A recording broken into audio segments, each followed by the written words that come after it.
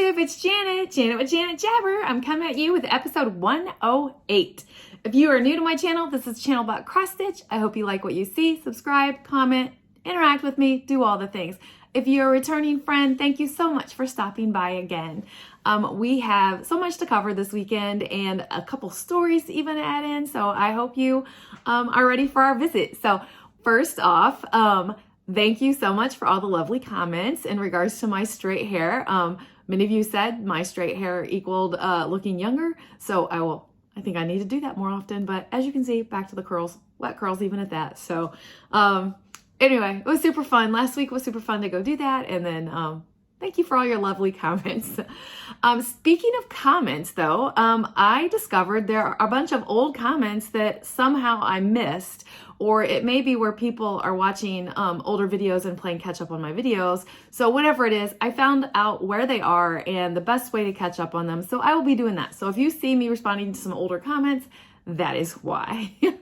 I have a couple other things like businessy to answer. I had a question in regards to, and I'll show it again here in a little bit, but my winter Jordan Privé, or however you say your Jordan Privés, for my Festive Friday stitch, but it came out of this magazine, Lakeside Needlecraft. And this was actually supposed to be out to us during I think this is the one. That was supposed to be out to us during the crazy of the pandemic, and it was delayed because of all kinds of problems, but it got here. It is full of charts, just full of them. So this is a European or UK thing, so I don't even know if it's still available, but you can Google Lakeside Needlecraft and their website will come up and you can check that out. So I actually have the summer one from that year too. And this one, I don't even know if they're doing them anymore. There are so many packed in here. And I did this because there's so many different designers that I've never tried before. And I feel like it says 60 worldwide designers. And I feel like it was restricted to like a 60 by 60 or something like that. So it lets you try out a different designer without the big commitment of a big chart. So love it. You'll see me at different times pulling from both of these two books to do smalls. So I wanted to share that. Then the next thing was, dear friend, oh wait, look, it peeked at this. So I'm going to show you this. This was my t-shirt from Stitching Goddess Designs, Athena. Go check her out. Midnight Stitchers Society, super cute shirt, super comfy. She has ones that are stitching related and non-stitching related. So Athena's group is over on Facebook. She also has a YouTube channel called Stitching Goddess Designs. She's a lot of fun. So but a couple other things. Fran, who is going to be bringing us the giveaways for today, had a couple questions, and I'm not 100% sure, so I'm calling out on you to help me with it. She asked if the drawn thread have specialty stitches in every one of their charts. Now, I have stitched a few drawn threads, and I have a few more in the queue. That's what I call it when I've bought my stash. But that are...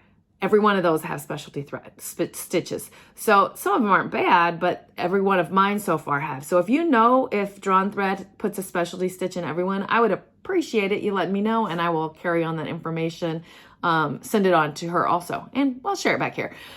She also has a question on back stitching. And her question is, she's just looking for advice. Do you wait till the end or do you do it as you go? Mine depends, Fran. It depends on the piece. Like my mirrors, I stitch them all at the end. And if it's overwhelming, then I'm just like, all right, I'm giving myself a half hour to backstitch and then I'll move on to something else because it is overwhelming. If it's little bits as I go, like in my Grimtails, I do the backstitching as I go because that is 12 parts and I don't want to dig for that chart, go digging through all the charts again as I've finished it off. So I hope that helps. If anyone else has any other advice, throw it on here. We'll share the love and the information around here. But speaking of friends, we have a featured friend this week, and it is Susan Stone. I'm going to pop, she's got two pictures she sent to me. First one is Hands-On Designs, knee high. This looks super close to being done, if it's not done already. So I have also stitched this piece, super cute, love it. I love stitching this piece. And the next one is a Stony Creek called A Bushel and a Peck. this is super cute. I've never heard this story. I've seen a couple of charts that refer to this, but thank you very much for sharing those, Susan. If you are somebody that would like to have your cross stitching featured on here, just send me an email at janetjabber@gmail.com. And I love sharing other people's work on here and letting everyone get some of the love and attention. So do that. Another thing, there is a link in the description box below for Happy Mail. And I just sent out my Halloween Happy Mail for everyone. So I like to send out emails, not emails. I like to send out actual mail and just spread some of the goodness around. So again, if you are interested in that, you only need to fill it out once and get me your email or get me your address and I'll add you to the list. And then the next thing is to thank Melissa for the Buy Me a Coffee.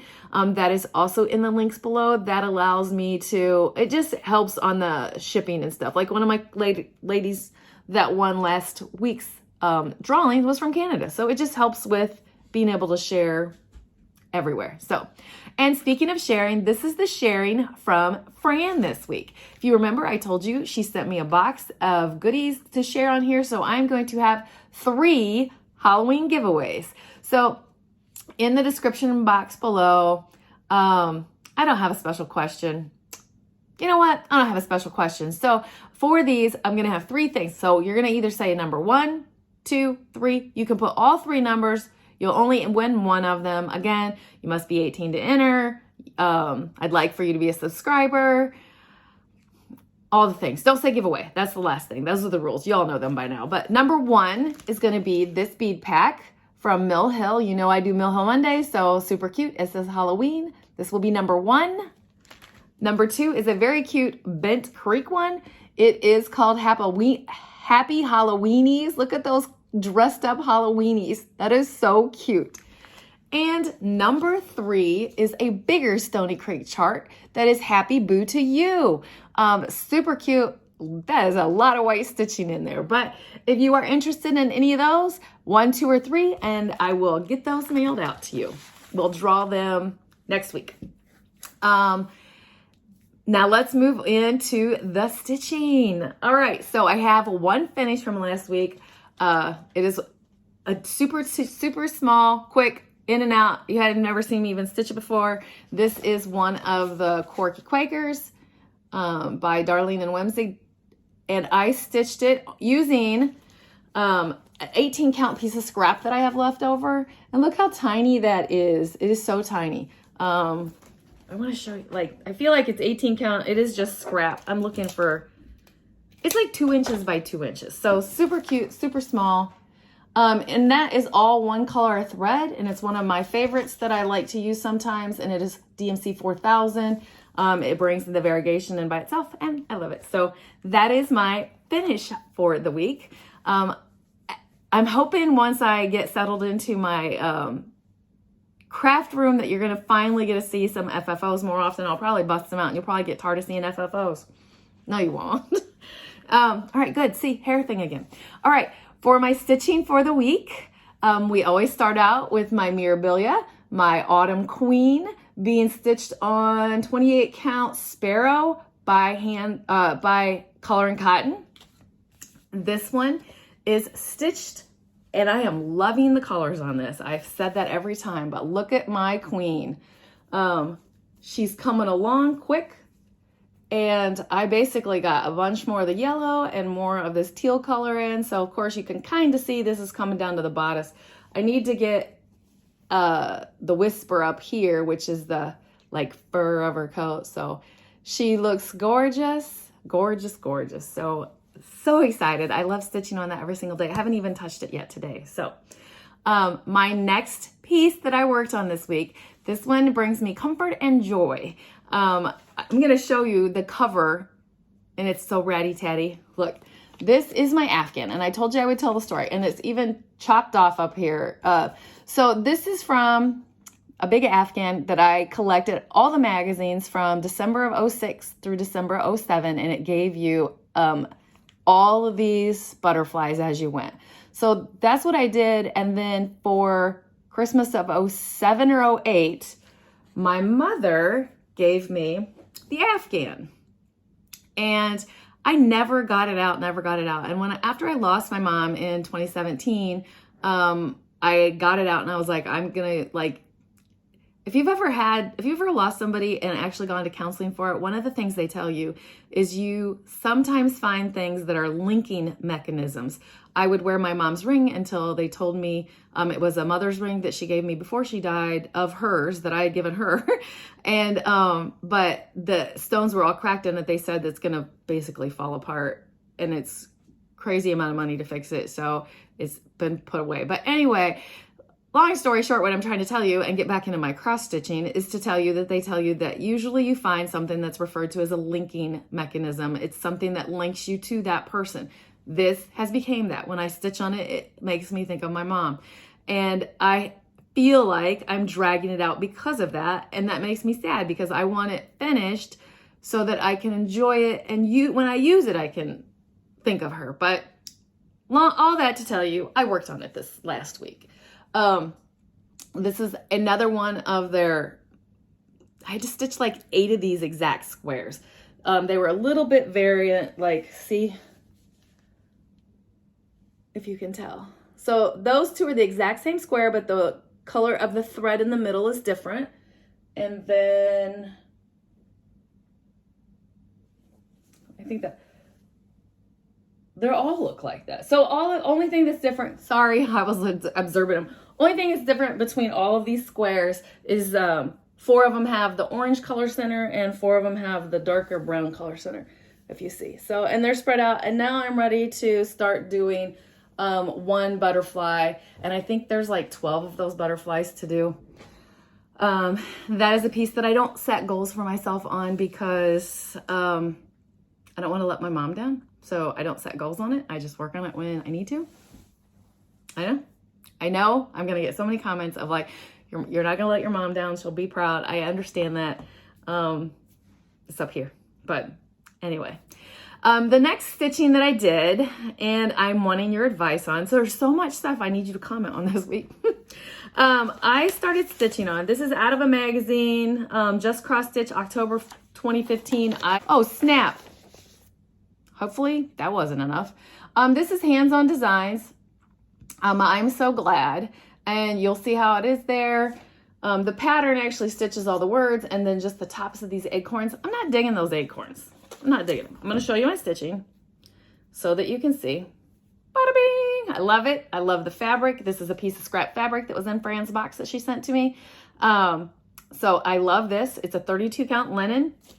And down here, I am thinking of popping in, this is something that's finished and on my walls, I'm thinking of popping in this squirrel in that section.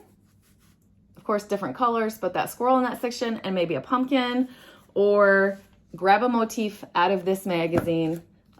You've heard many people talk about it. You've seen them show it, and I just use it as a reference. So something like that is what I'm thinking. Give me your thoughts on that. If you can think of, for me, squirrels, I love seeing the squirrels when I walk the trails, and pumpkins are what kind of like make me think of.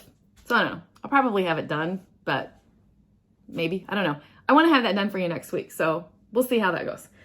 My next piece that I'm stitching, I'm going to pop a picture in it here. This is an out of print Blackbird Designs chart that was my unicorn chart that has been graciously loaned to me. I am so over the moon about this. It is stitched on a 16 count, hand dyed, hand coffee, tea dye stained, all those kind of things by me. And it's so 16 count, 8, yeah. And this is where I'm at. I have, since you've seen it last, put like another row in, started another row, filled in the stars.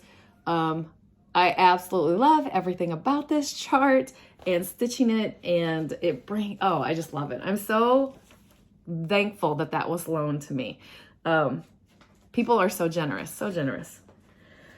So my next one is a stitching piece that I'm doing with Jessica, Stitches of Sass. This is a Patina Patina quiet place. And basically, Willow Trees just called both of us. So I have, since I've seen you last, finished in all the leaves.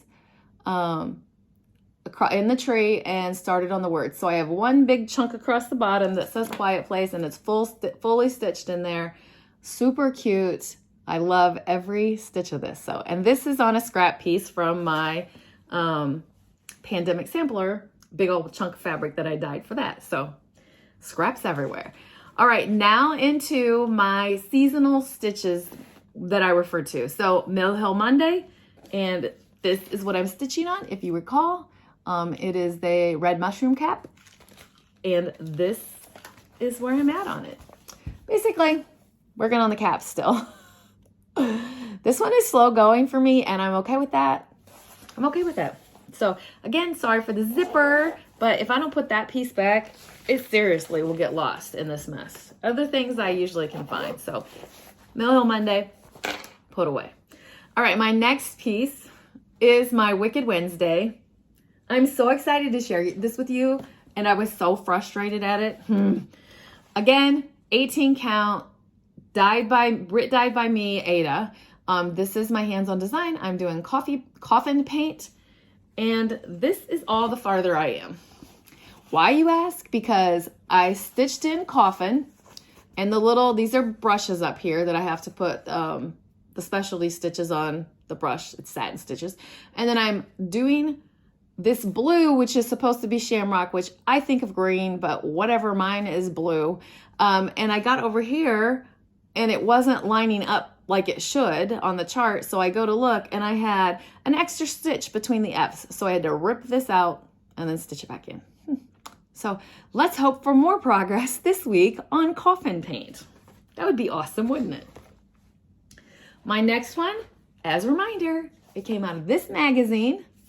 This is a tiny modernist, and I call it Subway art. So, and this is where I got on it. I made some decent progress. I believe this is a 28 count something.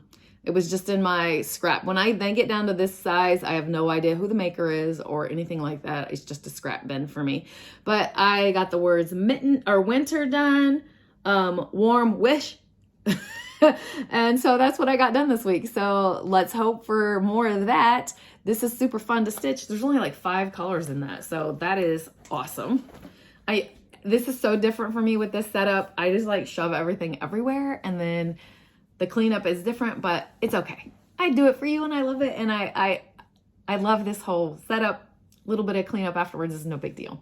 And then that is it as far as my stitching for this week.